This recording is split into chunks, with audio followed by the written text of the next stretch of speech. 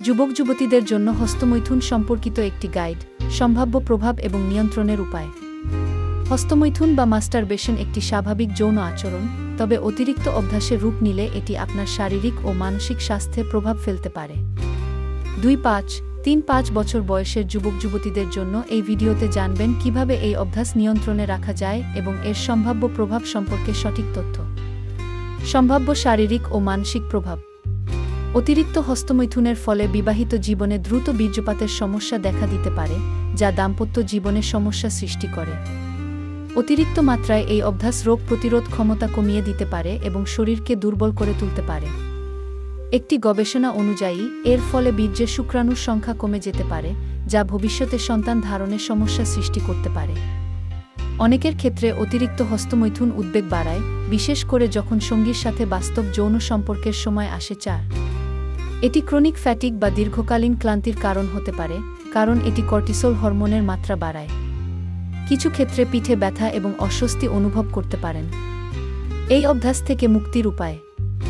1. কখনোই দীর্ঘ সময় একা থাকবেন না। বন্ধুদের সাথে বেশি সময় কাটান, ঘরের বাইরে বেশি সময় থাকুন। যদি সম্ভব হয়, একা রুমে না থেকে কারো সাথে রুম শেয়ার করুন।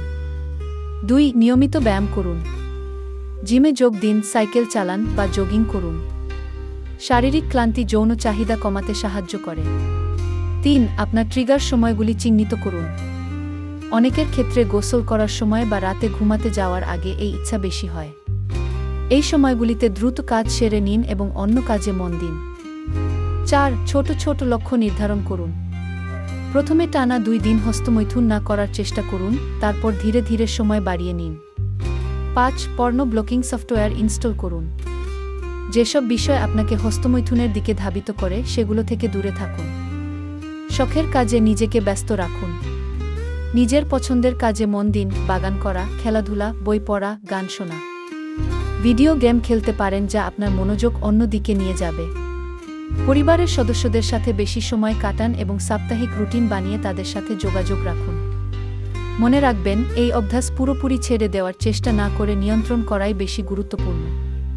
আপনি যদি মনে করেন এটি আপনার দৈনন্দিন জীবনে বাধা সৃষ্টি করছে, তাহলে একজন যৌন বিশেষজ্ঞ বা মনোবিজ্ঞানীর পরামর্শ নিতে পারেন।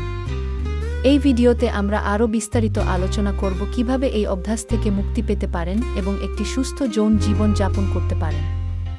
অনুগ্রহ করে ভিডিওটি সম্পূর্ণ দেখুন এবং আপনার অভিজ্ঞতা কমেন্টে শেয়ার করুন।